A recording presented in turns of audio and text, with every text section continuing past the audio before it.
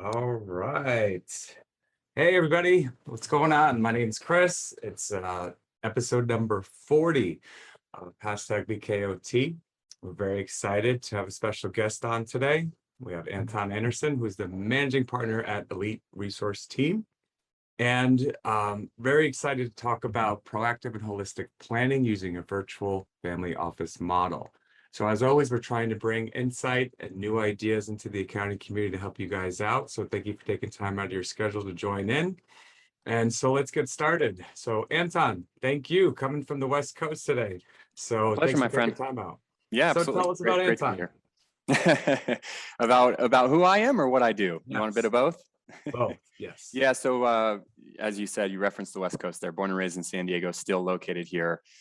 Let's see, graduated in the early 2000s and was working full-time, started at Smith Barney and went to Merrill Lynch after that, and then a small boutique firm. And so just kind of got bit with the entrepreneurial and finance bug early on. And at some point after realizing that the larger wirehouses weren't really the right fit for me, I left, joined a smaller firm, which is where I originally was introduced to the concept of the virtual family. Well, at the time it was a family office. Right. It was a CPA working with 4 internal family members, and they had a collective net worth in the billions. And so I became really close with this CPA, learned a lot about the family office structure. And eventually it just kind of got to the point where it made a lot of sense, this concept of professionals coming together to offer proactive and holistic advice rather than competing with each other. You know, but the average family isn't the 200 million net worth, the 500 million net worth plus. Like, I came from a long line of educators and elementary school professionals. And so it was a different world, but I realized that same collaborative concept that I saw represented in the family office could bring just as much value to, you know, my family or, you know, the neighbors that I grew up down the street from. So that's kind of what started this whole pursuit of taking some of the core fundamental concepts of a family office and applying them to more of, I would say, the mass affluent and affluent clientele that a lot of the advisory and accountant community serve on a more consistent basis across the US. And then about 2013 or 14, you started Elite Resource Team, right? Yep. So 2009, broke out on my own from a boutique firm here in San Diego, and was working within this virtual family office type of structure, but as an advisor, built a few really good partnerships with CPAs here in San Diego.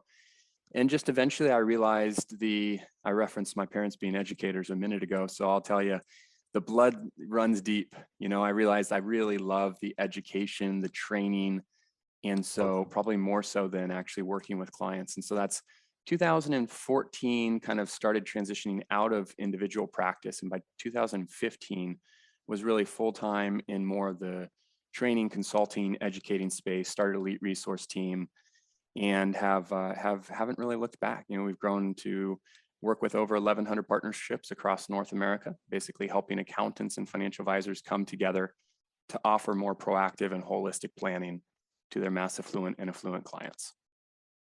That's a great story, honestly, and what you bring to the table is a very much needed resource, especially since the accounting world was just pushed right into this whole virtual model here.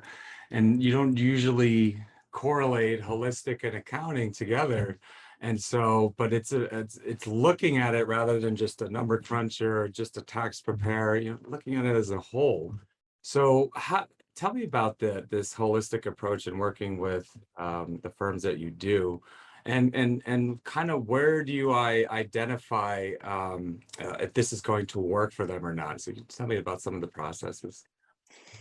Yeah, I'd love to, man. And I appreciate the feedback on that. So, you know, similar to what your company has recognized, and I love what you guys are doing, which is probably why we've hit it off, but we are recognizing that the compliance-based reactive work is being commoditized, right? I mean, there's no secret there. When we started telling that story in 2015, it was a little bit of an uphill battle. Now it's just, it's given.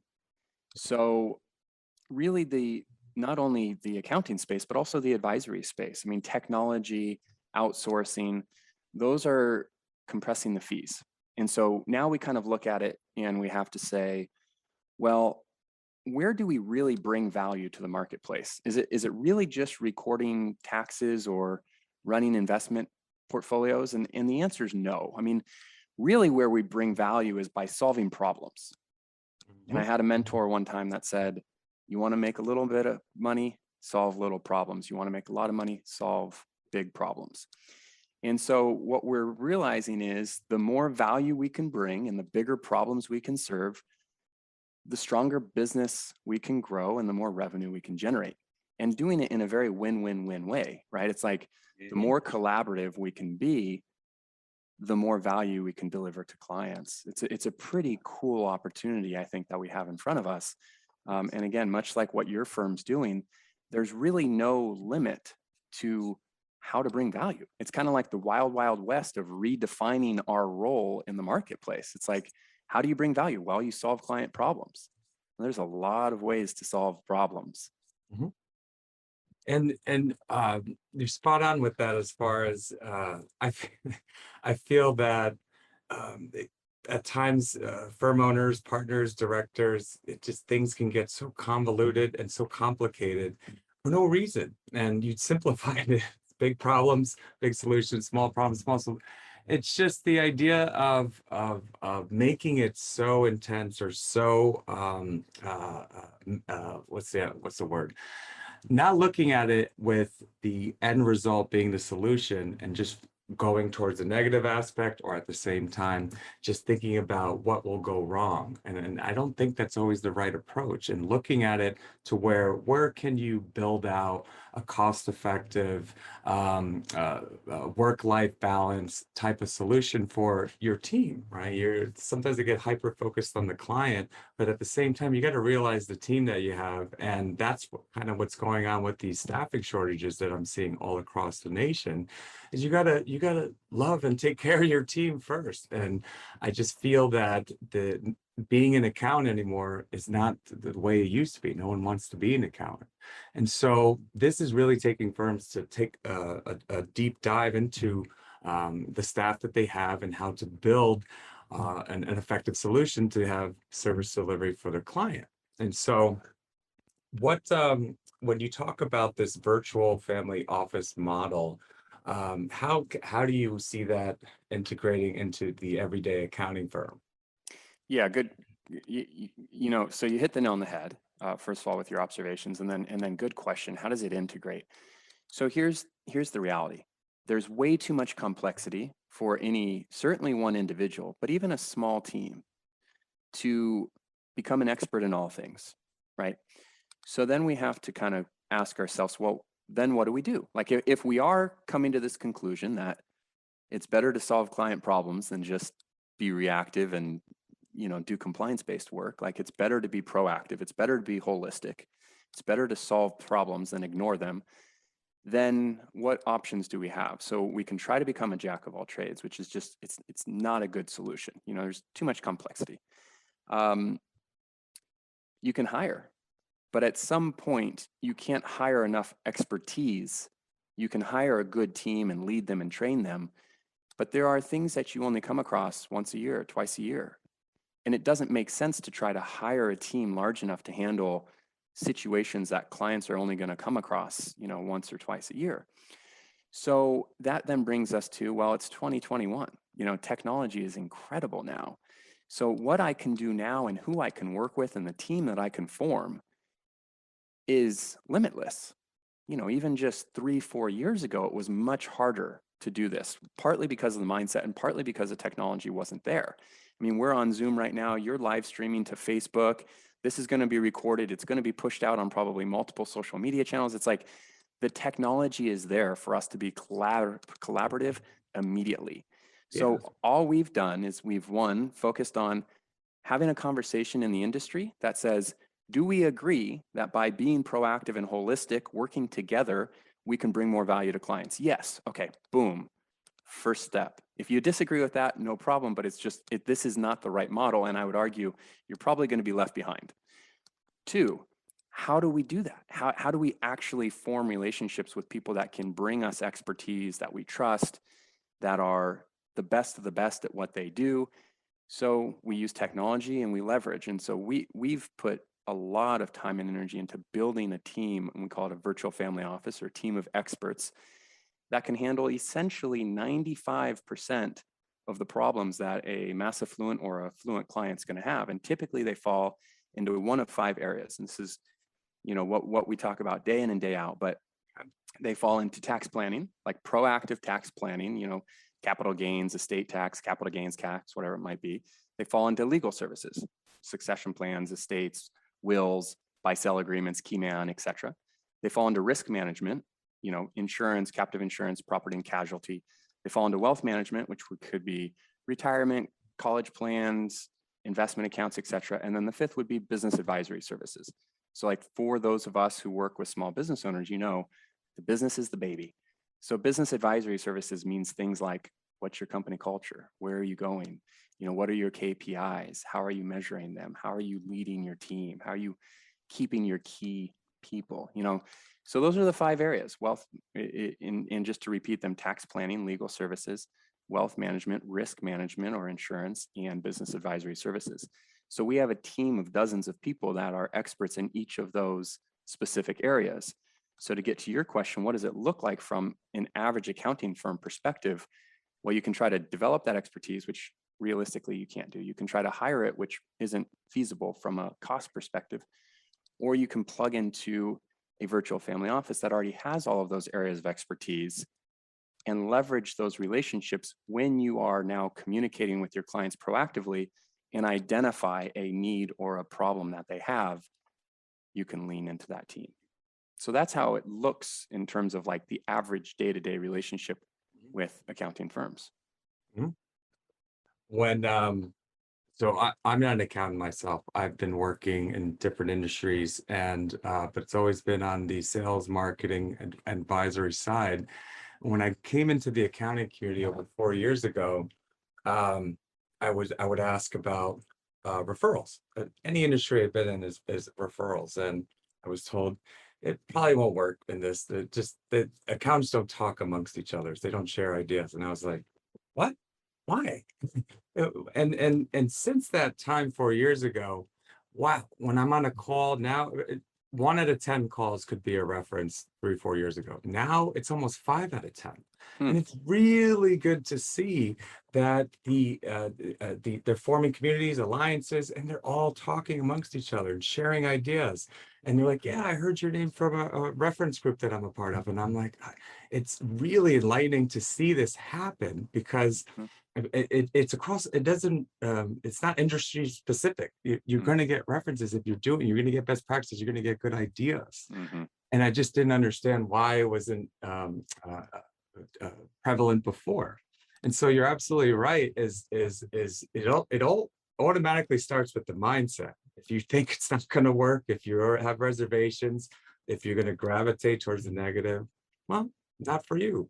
But if you're going to have an open mind, look at it in the positive light, see the end and realize that there's steps to get there, then yeah, by all means. And so I've seen that quite a bit as far as now coming together and sharing best practices, which is awesome.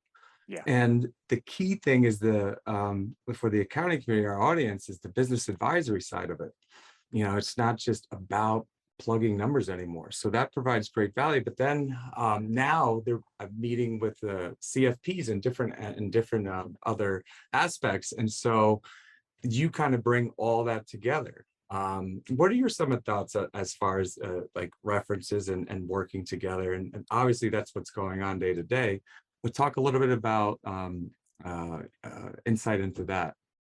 Yeah, absolutely. So, I mean, you clearly see there's kind of an old school way of thinking. And I think I oftentimes relate them to, they're in a rowboat, they see the island, they know the boat has holes in it, but they're kind of like, I can just get close enough to the island, I'll make it, and that's the old school way of thinking. You're charging hourly, you're charging by tax return, you're focused on how many W-2s you have and 1120s, however you're measuring your metrics. Right. And I think then there's a new school way of thinking, which is, I really don't charge based on how many tax returns I complete, how many hours I work. I charge based on how much value I can deliver. And the more valuable I can create the client experience, not only the more can I charge, the better clients I get to work with, but the more unique my value proposition becomes. And a unique value proposition is something that's very easy to introduce other clients to.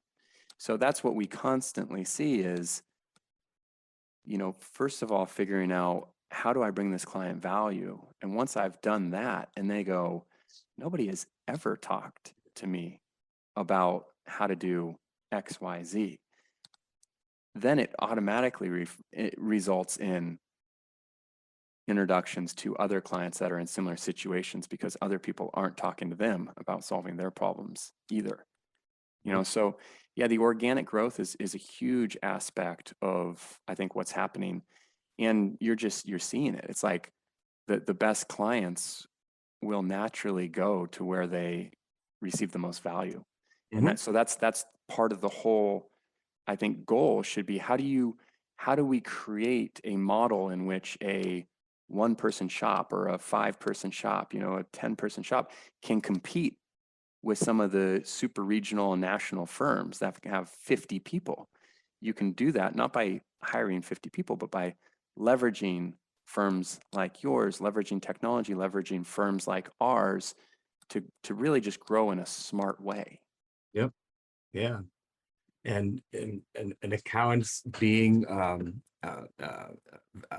valuable to small businesses have realized that this entire time that the advisory side should already been implemented, and now they're looking at doing it. And so when a firm is about to shift the model, let's say from an hourly to service-based, value-based type of pricing, and what are some quick tips that you can give to and how to approach that type of model and the change, and where should they start? Yeah, so this is obviously one of the biggest struggles, right? Is that a lot of accountants have what I call service debt. Your model right now is requiring a tremendous amount of time. And that time has you on a hamster wheel where you're like, I would love to change something, but I'm so busy with what I'm doing right now. And I need to keep doing what I'm doing right now in order to keep the lights on and the employees I have hired. Yep.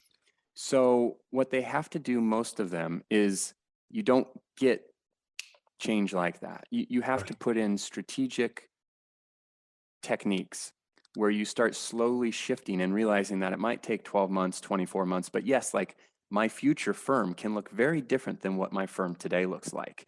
So a couple of the things that we help the accountants with right out the gate is, again, working with a firm like yours, which is what's a value, what's an hour of my time worth? And I'm not talking about what do I charge, but I'm saying like, what is my time worth? And could I pay somebody less to do anything that I'm currently doing? If the answer is yes, that's the first step.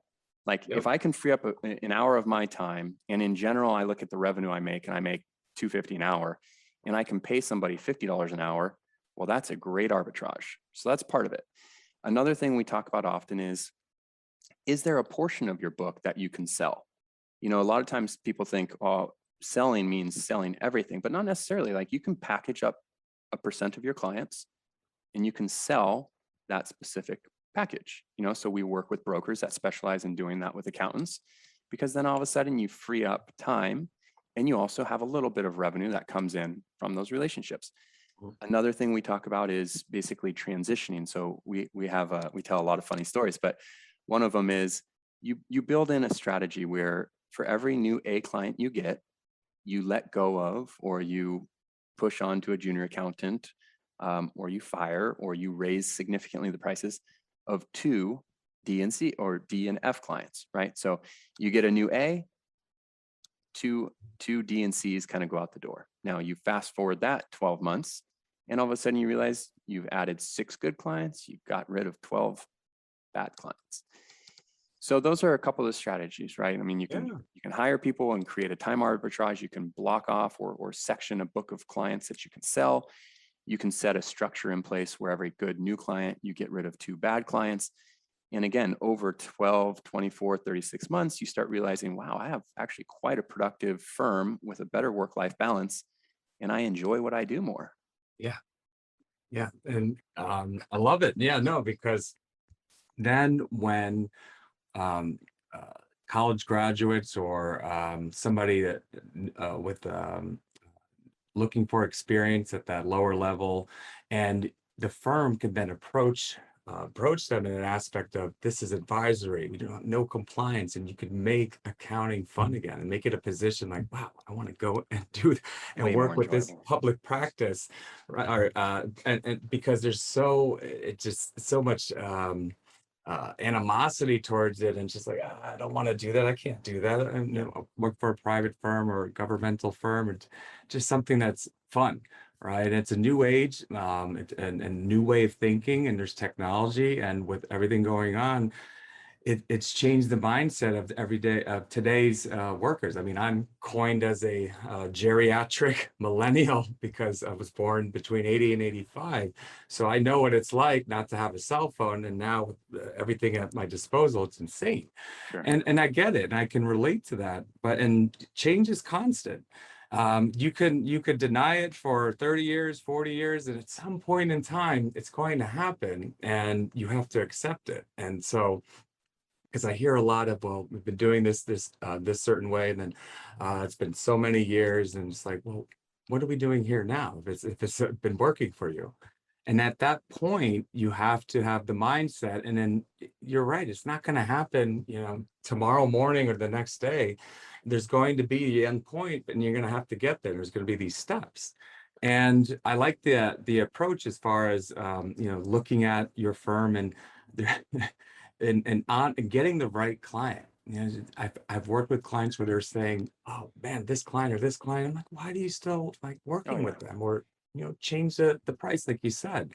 So no, I totally agree with that. And utilizing the resources you have currently, and not for data entry, and make sure that you identify your team strengths and be able to convert them into more doing more challenging and more value-added services. So yeah, no, spot on. As we great conversation. As we wind down, any other tips or any other final thoughts that you want to give our audience today? Just to kind of paint the picture for Yeah. anyone listening potentially who hasn't worked in a firm like this or been there before, Mhm. typically what the end goal looks like is clients are on some type of monthly retainer, right? It's minimum probably of $250 a month. It's maybe up to like $2,000 a month. The more value obviously we're bringing, the more we charge, and the more they're really happy to pay. So you're spreading out your annual revenue. You're reducing your kind of tax season, major hours, because overall you have actually less clients, but in general you're charging them more because you're delivering more value. And like you said, you have, I think, a more enjoyable overall company culture, as well as kind of dynamic yourself. I mean, the ideal scenario is somebody who says, I really don't care if I complete another tax return in my career or not. Like if I didn't have to create another tax return, I would be just as happy as, if I had to do one or not. So the ideal scenario is somebody doesn't love doing tax returns, but they love bringing clients value. There's a lot of ways to bring clients value. Mhm. And I think that's what we're just kind of looking at, like I said earlier, is a little bit of a wild, wild west, and redefining the relationship to the marketplace and how we bring value. And I think the more proactive and holistic we can be in doing that, the more value we can bring, and the more we create a win-win-win. So I think it's fun. I think it's an exciting time, and we're going to see a lot of things changing in the next 3 to 5 years. It's a pretty big window of opportunity. It is, absolutely is. This is why, we bring uh, colleagues like you to talk to the audience and make them realize, like, you can do it. You could have done this before, but now is the best time ever to go ahead and get started. And there's resources out there. That's the key thing. And it's not just technology. Yes, technology is there, but you have to realize that there's people to help you. You may not be strong in the business side of it. There's plenty of people out there to help you. You're good at what you do. Great. So I really appreciate you coming on today and speaking to our audience. And for now, take care. We'll talk soon. And Sounds everybody's good. good time out of their schedule. Thanks for joining in. And Yeah, absolutely. have a good rest of your day. Thanks, Chris. Thanks for having me. All right. Bye. Bye.